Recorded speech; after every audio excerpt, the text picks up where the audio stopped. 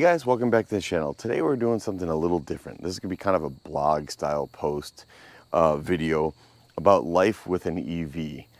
Previous to owning my 4xe, I would have never considered an electric vehicle. Owning a hybrid kind of opened my eyes a little bit to maybe what really fits my lifestyle and what I really need. I'm not here to jam EV down your throat. I'm not here to tell you it's for you or it's not for you.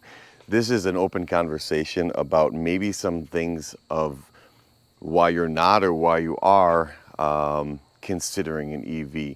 Huge thanks to Ray Chevrolet for letting us use the truck for a couple days. Again, we're gonna live it. We're gonna put it into our life for a few days and see how it works. Is there range anxiety? Am I searching for chargers? What are my hurdles and what are my advantages of driving an EV?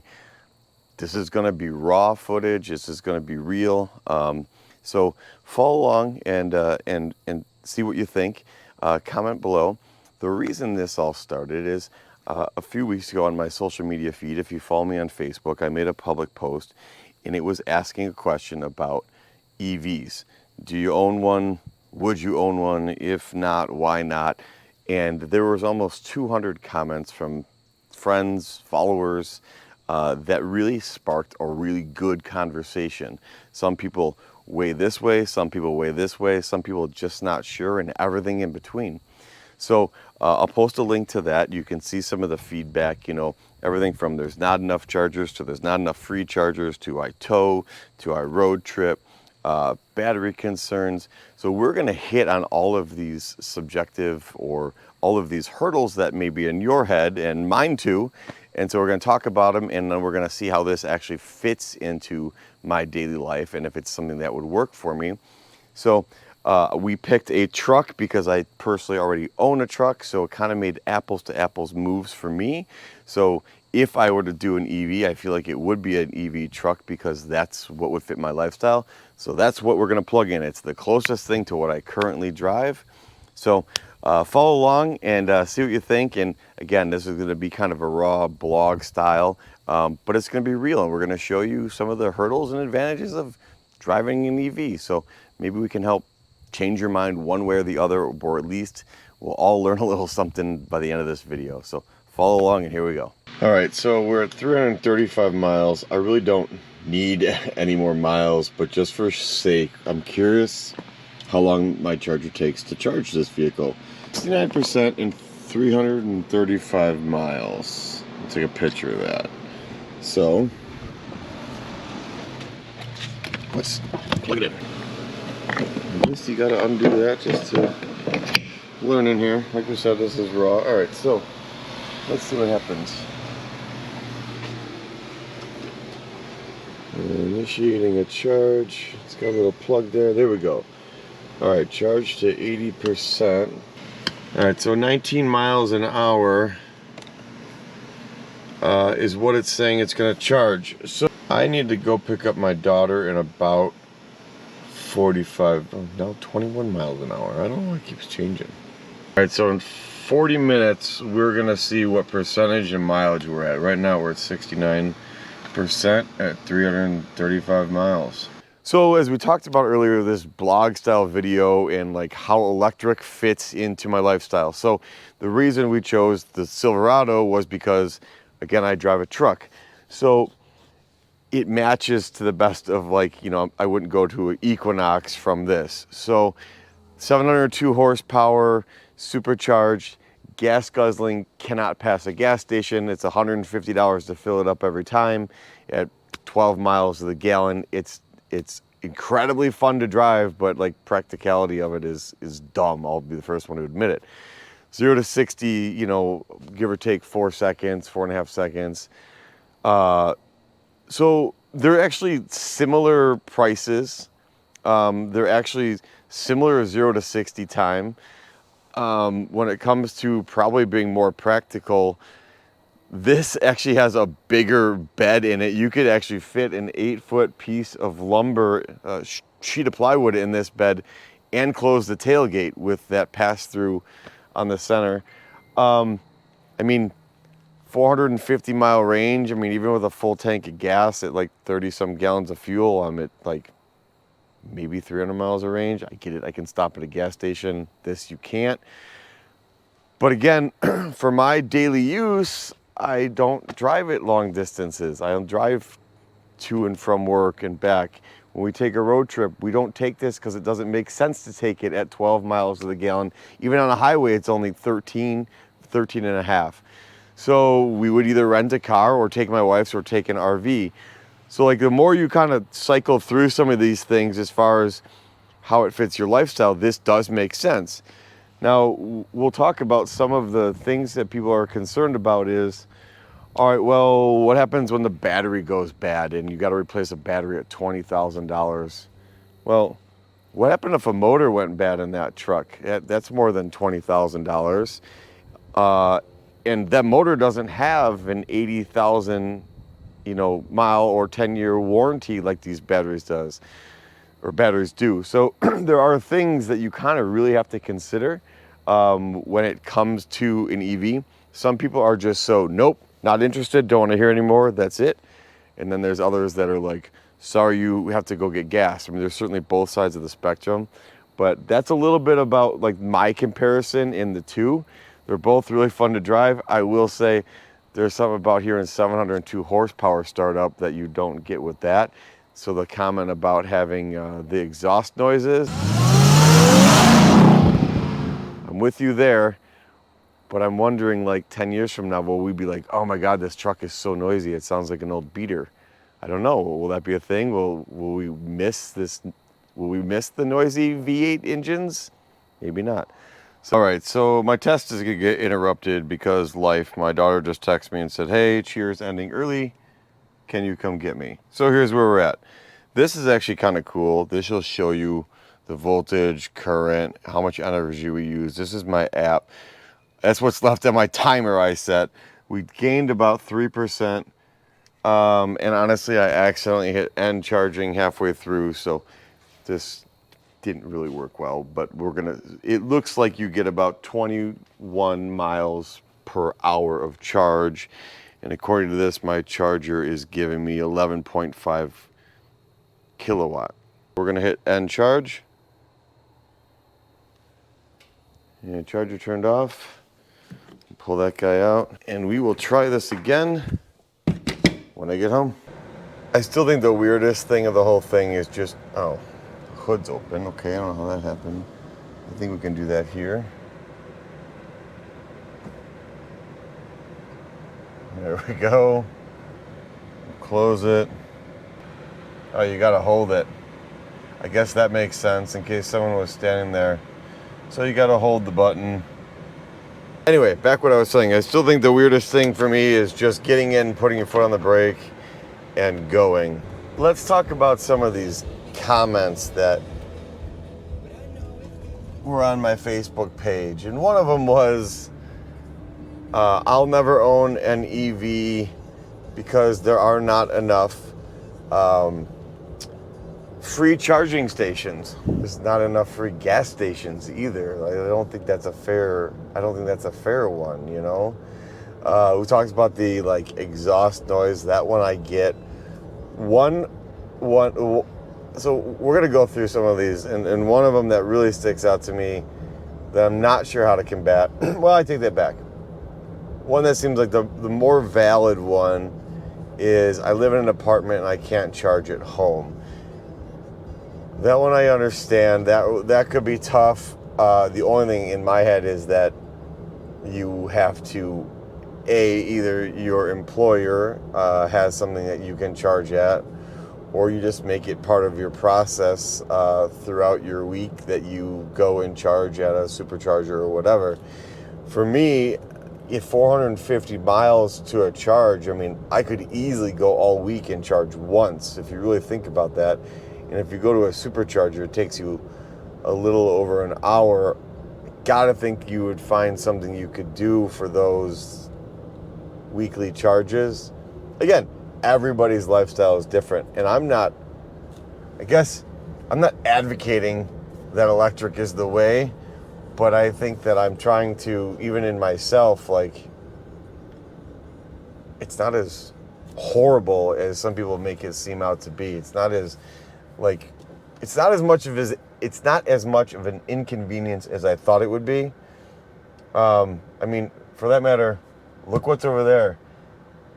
I I actually hate filling up, especially in the winter. You stand out there and you swipe. The gas station quiz. Do you want a car wash? Do you want this? Do you want that? By the time you actually get gas to come out of the damn pump, you've been at the thing for 5 minutes. Now I get it. Your total time is 10 minutes versus an hour of charging. I understand that. I'm not saying that charging's faster, but you give and you get. Somewhere you're going to give up some time, I guess. I don't know.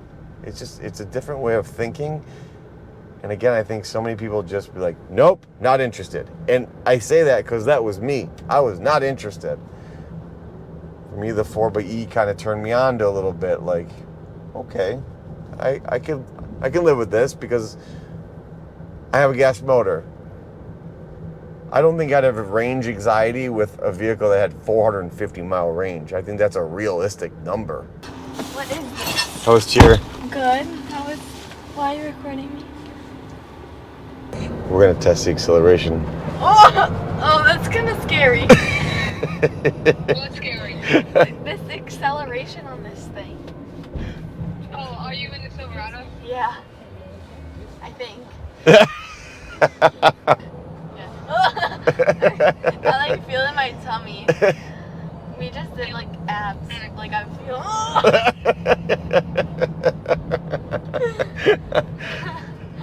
That's pretty impressive, isn't it? Yeah. It's kind of scary. Yeah, it's your like the regenerative thing, like that little ant. Thank you. You're welcome, sweetie. Get whatever you want. Alright, thank you. Yep. All right, so I'm doing my dad duty, taking my daughter to Starbucks. So meanwhile, we're going to talk about some of the comments on that Facebook post we talked about earlier. I'd be interested in getting one, but the prices are too high and the charger network is not established enough for it to be beneficial. Well, you can get into an EV cheaply. Equinox EV is like very reasonably priced. So I think there's that. Charging network, well, as of yesterday, the Tesla charger is available. That's huge. That's 18,000 chargers. I mean, that's an additional 18,000 chargers. That's a big deal. Donna says, I'm already an owner and I love mine. There's nothing better. All right. Ellen says, until charging stations are more convenient. Again, I think we fixed the charging station thing for the most part. And the cost of vehicles come down. Besides here, the cost of maintenance is extremely high. Maybe I would do a hybrid. I can understand the hybrid because that's where my head was. I think maintenance is actually significantly less. You don't have brakes, but you really don't have brake jobs. You don't have oil changes. You don't have alternators, and you don't have things that go bad on a typical engine. Granted, sure, motors can go bad, but keep in mind most of these EV platforms have warranties that are far exceed anything that our gas vehicles have. We just can't wrap our head around it. Because I had a Cadillac Escalade with 30,000 miles on it, and they were known for bad lifters, and basically you needed new motor. It was a $20,000 repair that if you own this vehicle outside of warranty, you were on your own. And outside of warranty is 36,000 miles. This truck has an 80,000 mile warranty on the battery. I'm just saying. Nick says, I'll always be an owner, incredibly convenient, always have a full tank on the daily. That's interesting. If you charge every night, you leave with a full tank. Only a slight inconvenience to have a stop every 3 hours or so on a road trip, but I would stop to stretch at least that much anyway. And beyond that, I typically fly my destination if it's more than 6 or 7 hour drive.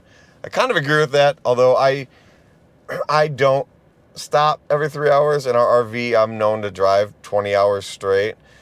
That's the only thing for me that sets it apart is that road trip. But again, like I said, as it is right now, I would end up renting a car anyway, so it's not necessarily a deal breaker. He said, I'd also add that it's been incredibly inexpensive to operate. My Model 3 over the last 4 years, 165,000 miles, no brakes, most from the regen, we talked about, no transmission, alternator, or engine to go bad, etc. The cost of electricity is similar to paying 94 cents a gallon for a vehicle that gets 30 miles a gallon. It's a fair response. If you're wondering, the Stanley does fit in the Silverado cup holder. How's your Starbucks? Huh? Time for a cake pop. They gave me 2. What this? Aww. Maybe save one for your brother. Oh my god, that just made my whole entire day. Thank you. Alright, so we went and picked up my daughter from cheer. Got some cake pops. 2 Raccoon Cake Pops. And we left, well, we started charging with 69% left. We got about 20 minutes into the charge before you called me and said, it's time to come get me. And we're coming home with 69%. And the four-wheel steering is awesome. And the acceleration. And the acceleration. So I just dropped my daughter off at her friend's house and heading back home. And I just wanted to point out, we had that little bit of a test on the charger earlier, and we ended up getting about 15 to 20 minutes worth of charge. And at that time when we started charging, we were at 69%. This guy, we're gonna pull this out. We're gonna plug that in. You can feel a nice click. We're gonna grab our Tesla charger, unclicks that, and we're gonna push this guy in here. Now this truck is from Ray Chevrolet in Fox Lake, and we don't own the truck, so we don't have the app set up. If you owned the vehicle, you could do this all from your My Chevy app. So for my purpose, we're gonna do it directly from the Tesla app. So either way, you can activate the charge on this truck, but if you own the truck and you do it all through your My Chevy app, this would be seamless, and it's gonna all show up where these Tesla chargers are in your Chevy app. But since we don't have that set up, this is how we're gonna do it. We've got an account set up with Tesla. If you don't have one set up, super easy. Just hit find a charger. I'm right here in Lakemore, Illinois. I'm gonna hit charge here. If you look down at the bottom, you see I'm at 2B, right? So we're gonna click that. We're gonna hit start charge. It's gonna initialize the charge here. It may take up to a minute to actually do its thing. So it recognizes we're green. It's gonna start flashing. You're gonna hear the charger kick in a minute. So it's charging. The truck was already at 63%. And so it's been charging for 24 seconds. It's gonna give you all your goodies up here. And let's go look on the dash and let me show you something else. So right now we're gaining 355 miles an hour. Sorry, it's not touch screen. Let's get rid of that. I'll be back up to 80% in 15 minutes. Because this truck gets almost 450 miles of range in one charge, and to be at 80% in 15 minutes, I mean, you go shop and by the time you walk to the store and back, you're fully charged, or to 80% anyway. I was interrupted early to go pick up my daughter from cheer. So we left the house at 69%, went and picked her up from cheer, then we went to Starbucks, got 2 cake pops, then we went back home, and then I took her to her friend's house. It's all within the same town, don't get me wrong. This isn't like hundreds of miles, right? But we left the house with 69% after that 20 minutes of charge. And if you look, right now, I'm at 68%. It's a lot of running around to drop 1%, and I gained, I take that back. We didn't actually leave with 69%. We left with 72 or 73%. But now we're back to the 68 or 69% that we started with before that 20-minute charge. So I guess what I'm trying to say, a 20-minute charge got me enough mileage to do all those, go pick her up from school, bring her to Starbucks, bring her back home, and bring her back to her friend, and I'll pretty much make it back home with less than, let's call it 67%. It's pretty impressive. Having said that, on our 4xe, which gets about 25 miles of range before it goes to gas, we spend a lot of time in that electric 25 mile range with the level 2 charger. We come home and you refresh, you recharge, you can go back out again. We got another 20 miles, 25 miles. So that's where the 4xe shines, is because you keep stacking up those electric miles without using the gas. Those people with the 4xe, they don't realize that they say, oh, well, you only get 21 miles, 25 miles of range. Yeah, that's correct. But if you can charge back full in 2 hours, you can make a lot of 25-mile trips to and from, around town, whatever, and be back in full. So you can really actually stretch that mileage out on a 4xe quite a bit. But I don't know that I would have range anxiety in this truck. I really don't. So maybe this is a feature that's on other EVs, but this button here, like, it activates your regenerative mode. It's crazy. The harder you squeeze that button, the harder the vehicle stops, and it jams power back in. All right, so we're gonna read one more of these comments from the Facebook post that started this whole thing. Just scrolling through here, I would say 80% of the people showing disinterest are doing so almost entirely based on misunderstandings of the EV technology. The ideological propaganda machine is really doing its job. I think a huge problem is the idea that EV batteries are going to ever have to be replaced. Mine has a 10-year warranty, and it's just pretty unrealistic to think that people are going to deal with replacing battery before the car falls apart, just like gas one. I've honestly never bought a new gas car and gone into the dealership before purchase and asked how much will it be to replace my gas engine. Fair question. Have you? I haven't. Because who really expects to replace an engine, right? A new Cummins diesel engine from Stellantis today for my Ram would be close to $30,000. Probably true. I am not sure that knowing that would dissuade me from buying it again, because why would I realistically need to replace my engine? It's a weird mindset. And the cost to buy an EV right now is almost exactly what a gas car is with identical capabilities. My all-wheel drive dual motor with leather, sunroof, and all sorts of bells and whistles is about 40 grand. What kind of gas car can you get comfortably seats 5 people, big adults, 420 horsepower, and all-wheel drive? Not much. Also fair, I would agree. Until EV companies start getting the messaging out better about some of these hang-ups, the adoption is going to be slow. I 100% agree with that statement. He also says, I have a deposit down already on the new Ram charger for our second EV to the household. See, that's talking to my heart. Like, I think I could get away with one EV in the house, and the second one being a gas or something like the Ram charger. If you're not familiar with the Ram charger, I mean, that thing has its own generator built into it. So you're never looking for a charger if you don't want to. Although it's still 90% of the time or 100% of the time that you drive it, it still could be driven like an EV. So I agree with that. And after driving this truck, you know, I'm looking here, I got 67% battery life, 327 miles. 327 miles, I mean, I could go into next week and not really have to charge this thing. The only thing I tow right now are two wave runners at, let's call it, a couple thousand pounds. So I can't imagine that's going to have a huge impact on range. I mean, it really has no impact on my fuel economy. I imagine you're going to see similar. Obviously, when you start towing bigger trailers and heavier cargo, that's going to definitely change. But so is my fuel economy, right? I don't know. Something to think about. That's it. We're parking for the night, and we'll see you guys in the morning.